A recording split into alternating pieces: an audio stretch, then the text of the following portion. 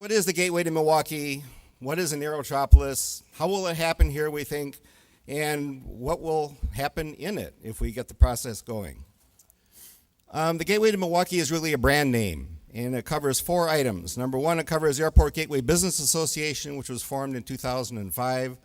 Alderman Terry Witkowski in the 13th District took about 7 business people, so these are caring business people, and basically said the area around the airport doesn't look so good, we have to have it look better. We'll get into some plans and goals, which I mentioned, and then the big question came is, well, how are we going to pay for this? So we learned about business improvement districts. So we're told in record time, in about 6 months, we formed Business Improvement District number 40.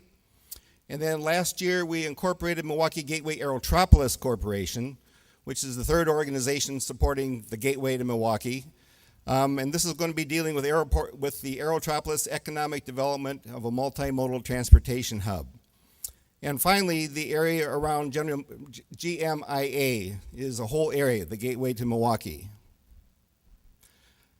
Last May, in fact, we had an exhibit at the International Council of Shopping Centers Convention in Las Vegas. This was an idea really that came from 3 municipalities. They were Cudahy, South Milwaukee, and Oak Creek were going to attend there. And they said basically, if they go to an international convention, they have a conversation with somebody, it takes 10 minutes to explain where Cudahy, Wisconsin is.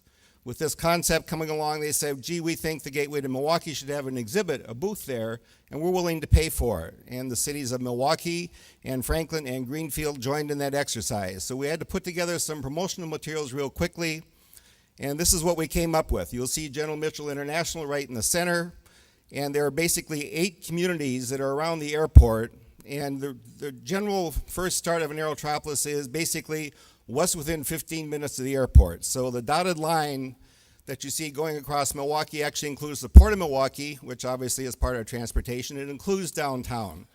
If you look in the upper right-hand corner, the reach of an Aerotropolis concept goes out much further. If you're reading about the success of the airport, about 11% of the passenger traffic from the airport now comes from northern Illinois.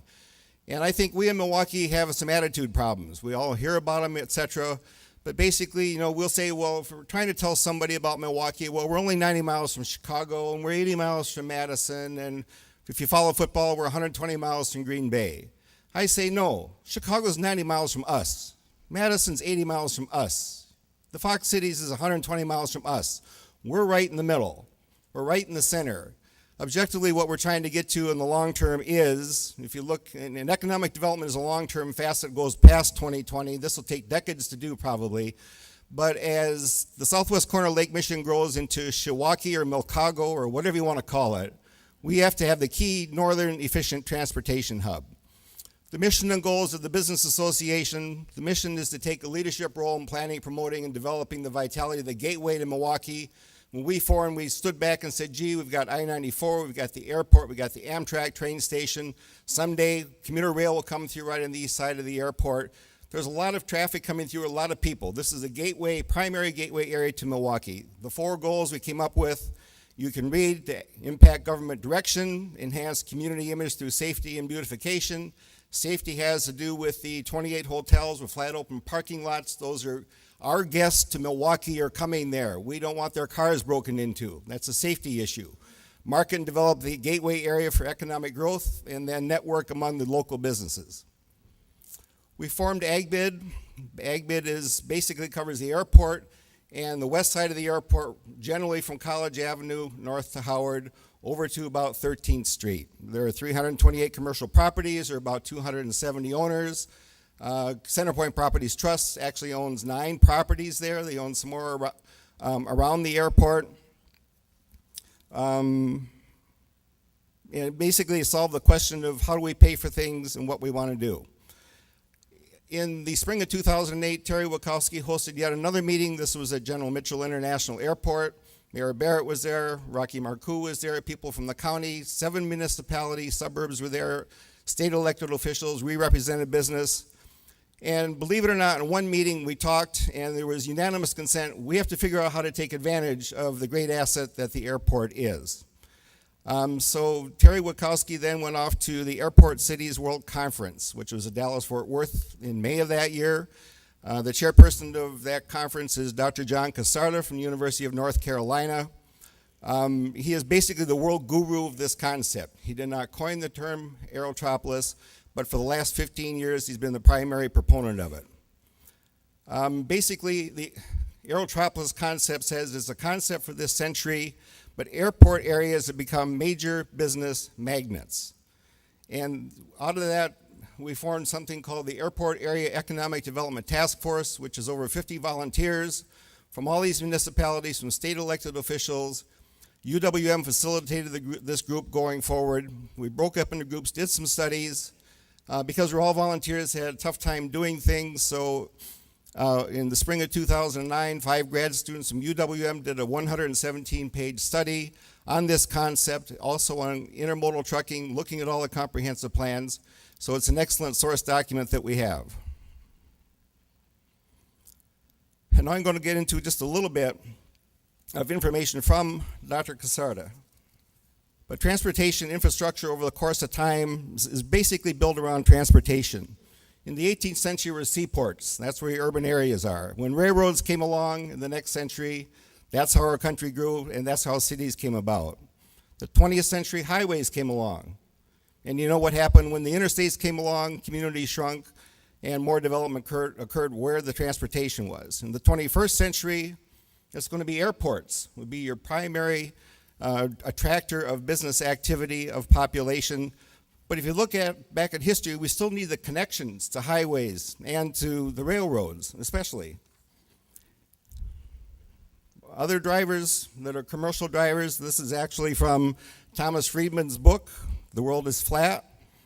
Basically, there's globalization going on for producers and consumers. We have to look at that. We have to be ready to respond like that. Speed is critical. If we have to wait longer than 15 minutes, that's a long time. That gets back to that 15 minutes away from the airport concept. Also, a just-in-time inventory, that has to happen quickly. Agility, if you're in business, you have to be able to customize, you have to be able to respond quickly, and you have to connect around the world. So the air commerce impact is there's going to be tremendous growth in the number of people flying. The amount of air cargo is going to triple. There's going to be interconnectivity growing in the world, and basically if we're going to compete, we have to respond by that. And even right now, 1/3 of the value of this transporter goes by air, even though it's only 2% of the weight. So firms are growing up around airports. They're looking at how we can become speed, accessibility, agility, and efficiency. Even though we're blessed to have a lot of Fortune 500 companies located here, they move their manufacturing facilities somewhere else in the country or internationally, and that's all driven by meeting efficiency principles. So in Milwaukee, if you look at it, we've got General Mitchell International Airport. We've got the rail system. We've got Amtrak. We've got I-94, 43. We've got the parkways. We've got the Port of Milwaukee, and hopefully KRM someday, and that's all within a small geographic area. So this is a question that really came from Memphis. Memphis is competing. This is all about economic competition, but Memphis even asked itself, okay, if you want to have an Aerotropolis, do you want it to be formed and grow in an organized, economically efficient, aesthetically pleasing, and environmentally sustainable manner? Or is it just going to happen in the spontaneous, haphazard, economically inefficient, unsightly, and ultimately unsustainable manner that has characterized most commercial development around U.S. airports? And if you get back to why Airport Gateway Business Association started, we have been in that lower part of the question. We want to be in the upper part of the question. About 1 year ago then, the task force came up with a vision statement, which you can read. I'm not going to insult your intelligence because you can all read them. I'm going to try and move around. But we have a vision statement. If you're going to work towards something, you got to have something you want to work towards and grow. We set up a number of goals. The primary word is collaboration. In the world of economic development, especially on a regional basis, we have to collaborate together. We have to work together if we're going to be able to accomplish this. Rather than taking a lot of time, you can find this information in the future as I talk about where it'll be available for you. But these are the specific goals a group of people put together and there's over 50 volunteers again, and this was unanimously approved by the group as what we're going to try and do in building this Aerotropolis effort. So we're going to be working on a region, and it's going to be done through a collaborative effort that's going to be looking at benefiting the region as a whole. And we did this, we spent the last year basically, we came together with a set of resolutions which have been passed by the governments of 8 municipalities. So Milwaukee, the city of Milwaukee did that, Cudahy, St. Francis, South Milwaukee, Oak Creek, Franklin, Greenfield, Greendale, and most recently Milwaukee County. So we've gotten all these parties together to act together in trying to build an Aerotropolis, but yet it has to be a business-led function. And this is about economic competition. Milwaukee is shrinking. If you look at the county's own website, 1970 the population was 1,057,000. 1980 was down to 970-some thousand. 1990 was down to 960,000. 2000 was down to 954,000. This is going the wrong way. The MMAC last November, I think, reported from 2000 to 2008, population of the 4-county area of Ozaki, Washington, Waukesha, Milwaukee, we had a net outflow of 50,000 people. You're all in the real estate world, you need demand. So the question for our area is, where are we going to get the demand? How are we going to do this? So we put together the Milwaukee Gateway Aerotropolis Corporation, which we capitalized. All of these entities have one seat on the board of directors. My compliments to the city of Milwaukee, Rocky Marcoux in particular. They didn't try to be the big player in the room. They didn't try to be the elephant. This truly is regional. They too get one vote. Port of Milwaukee gets one vote. The airport gets one vote. SewerPAC is officially going to join us. And then you can see representatives from our own organization, the businesses they're in. So we have a developer, transportation, World Trade Center Wisconsin for international trade, Airport Improvement Magazine. So Paul Bowers is in touch with airports all across the country, and the warehousing operation. The primary near-term task we have, we're going to do a 501c3. This is going to be our source of money, getting from federal grants. We're going to actually be reducing the burdens of government. Only this organization can do this. None of those governments individually can. And we're going to hire Dr. Casarda to do a roadmap. So by 2020, what may happen? Hopefully by 2020, the airport will be nearly done with its east-west runway. We'll get into regional governing, looking at transportation in total.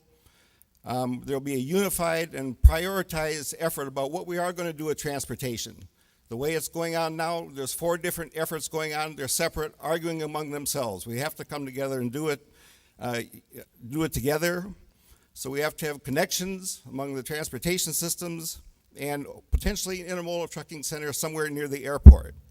Other activities would be a regional plan for aesthetics, environmentally sustainable. There's a lot of flat, open spaces around the airport. We have to deal with that from stormwater management and from having the area be attractive. And we have to develop a service mentality in what we're doing. So basically, our slogan is new opportunities are arriving daily. If you think about it, they're coming by rail, they're coming by air, they're coming by car, they're coming by water. We need to collaborate, we need to work on this together, so I encourage you to join us. That's our website. We're coming out with a new one this month. They'll have a special section of real estate in there for members or property owners who want to buy, sell, list real estate. It will be there. And then also there's going to be a special section for the Aerotropolis. So if you're interested even just joining the association, it's $100 a year. This is how you can stay involved with what's going on. We're going to need real estate to help do this. And if we do this, this is going to help real estate. Thank you.